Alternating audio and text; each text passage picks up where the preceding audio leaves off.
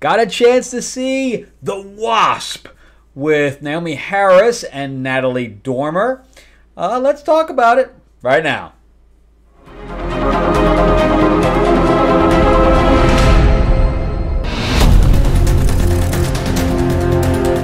Welcome back to the channel, everyone. Thank you so much for spending time with me as we rant about movies, comic books, and television shows, as well as the occasional board game.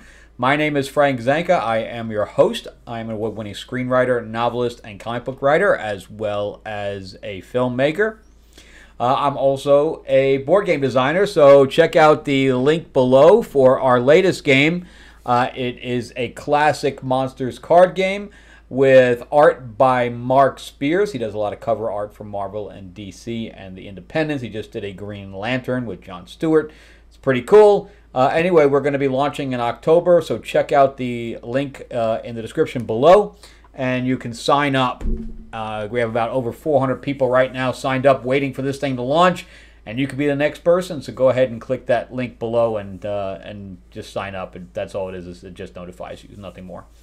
All right, and let's jump into The Wasp. Before we do, remember to give me a like and a subscribe if you can.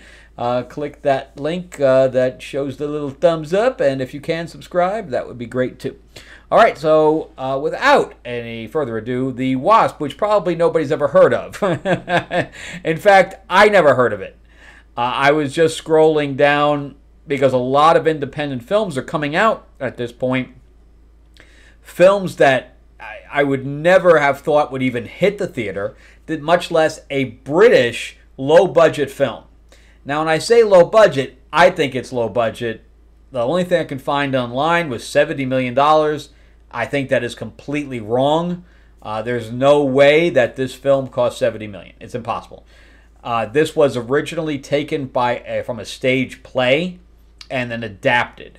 So 80% of the film takes place in a house. So it's basically, you can tell too, from some of the dialogue, some of the things that they, the fact that we do remain pretty much in one location throughout, most of the film. It definitely screams that, A, it's low budget, or B, that it was taken from a play, or both. So not that there's anything wrong with that, and I think they did a good job, and I can't tell you much about this movie other than what I saw in the trailer, because obviously the trailer's out there for you to see. And it does have, if you haven't seen Strange Darling, definitely go out and see that. But this has the vibes of Strange Darling. Strange Darling is a better film, but this one does have the twists and turns of Strange Darling, that it does keep you on the edge of your seat about wondering what's going to go where. It is a little bit drawn out, but it isn't a long film. So it really plugs the fact that they're in one location, and it kind of edges to get out of that location for at least a portion of it, and it doesn't. So that's the only part for me that really, dragged a little bit. Some of the dialogue kind of goes on a little bit longer than it should. The powerhouse of these two actresses make this film worth seeing. If it wasn't for the chemistry of the actresses and them feeding off one another to make this thing move along, it would never have worked. But these guys really knew how to make this. They're also executive producers on it, so I don't know if they got together first and then decided that they were going to make this, or if somebody came to them individually and said, hey, I need to attach your name to this to raise the money. I'm not sure which came first, chicken or egg type of situation. If I could guess, I would think that Natalie Dormer and Naomie Harris knew each other, were talking with the director, maybe individually or together, and together they kind of made this film. Director is a Spanish director. So I'm not sure how that interaction, I've never seen anything he did because most of his stuff is Spanish. I don't know how this relationship happened, but it did. And now he has obviously an English one behind, under his belt. But the writer who adapted it She's only done like 4 episodes of a TV show prior to this. Otherwise than that, she has no credits. So again, it's a very strange way that this, happened. But either way, it did, and that's why I can't think that this was a $70 million film. So Naomie Harris she's been acting since the 80s, but probably the best thing she's known for is Moneypenny in the Daniel Craig James Bond series. She's done obviously a pile of stuff, but that's what probably she's most well known for. She also played Shriek or whatever else in the last Venom movie, Carnage movie. But she's done piles and piles of that. That's what she's best known for. In fact, in the Bond series, I know she was race swapped, but I didn't really have any problem with it because, especially, I think there was one movie where she got to do some action, and I thought she really did some good stuff with the action scenes. And, of course, Natalie Dormer played Anne Boleyn in the Tudors. She was in Captain America. She was in Game of Thrones. I mean, she was in Penny. I forgot the thing what it was called, where she was like the Angel of Death or whatever. But anyway, she is an amazing actress, very talented. They're both very talented. And that's why they were able to feed off one another. Even though Naomi Watts is actually 5 years older than she is. They're both in their 40s. But the storyline from the trailer that I can tell you, because I cannot reveal any kind of spoilers here, is the same thing with Strange Darling, where if I do, it will ruin the film. So I'm going to go in, I'm just going to tell you what is in the trailer. And this is even the reason I went to see it, was I was intrigued by the story of the trailer, where it was very Hitchcockian, where it was strangers on a train. If anybody's familiar with Strangers on a Train, the story is that 2 people meet, and one person tells the other person to kill their respective significant other. So that they don't really know each other, so you can't really connect anything. So it's kind of like that, except it's only one-sided. Say Naomie Harris's character goes to a friend that she had as a child, okay, and that is Natalie Dormer's character. They have not spoken in many, many, many years, but when they were like 9 or 10 years old, they weren't even teenagers, I would say 9 or 10, they were friends. And they were in the woods or whatever else, and a pigeon or something got their wing broken, and Natalie Dormer kills it to put it out of its misery. And this shows the young Naomie that she is able to kill. It's a stretch, but okay. So now we cut to the future, and she is having some problems with her husband, and she wants Natalie Dormer's character to kill him.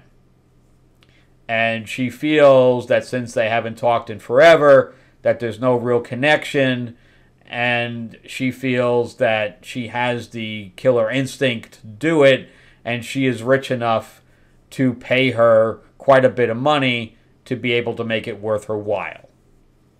And Natalie Dormer's character is, in fact, pregnant. and needs the money. She has 4 kids and needs the money badly to move forward with her life and her kids and all that stuff. The husband collects different predatory insects that he has on the wall. And one of these is a tarantula wasp that stings tarantulas, and almost like Alien, it ingestates its young into it until it breaks out and kills the thing. So that's what you think that the story is based on, is the fact that they're going to do something with this wasp on the wall. But that's pretty much all you know about the film walking into it.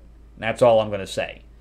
So while I was watching it, I'm like, is the husband really that bad? I wasn't quite getting, why this was happening. And when you go see the movie, you'll have the same instinct, like, is the guy really that bad?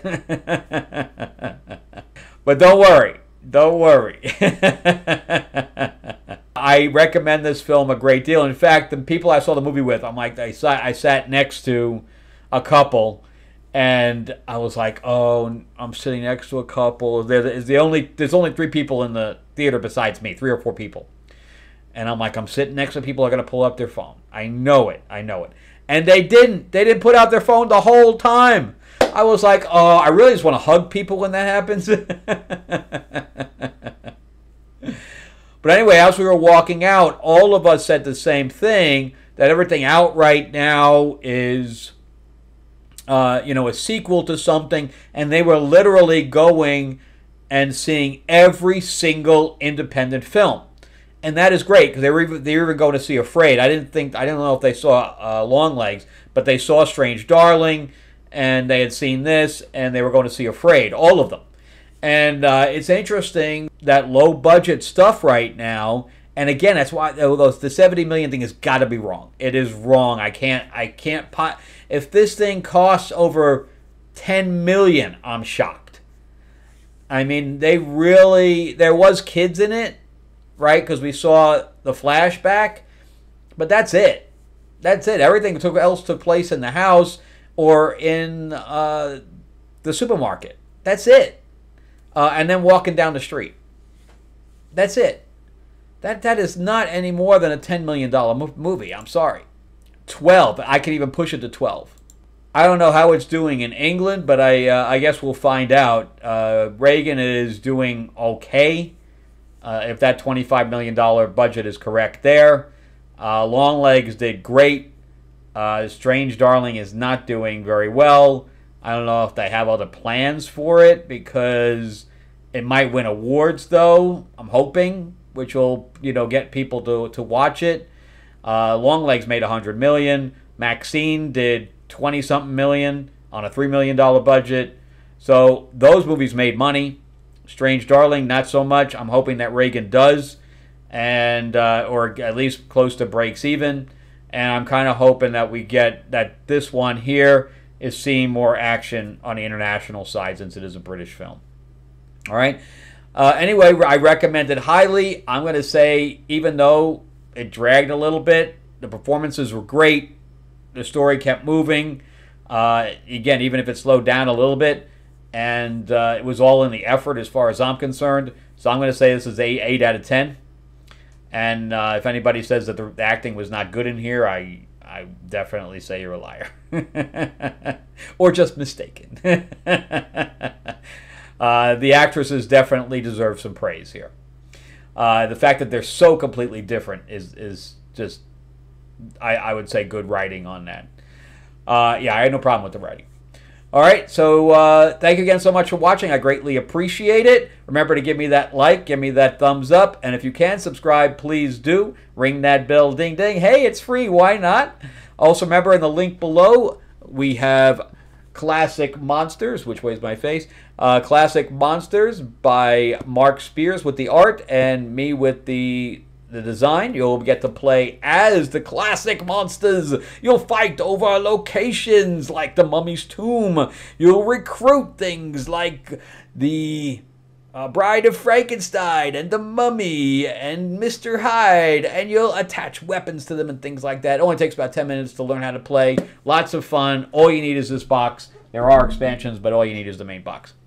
All right, thanks you guys for watching, and check out some other videos, and I'll see you on the next one.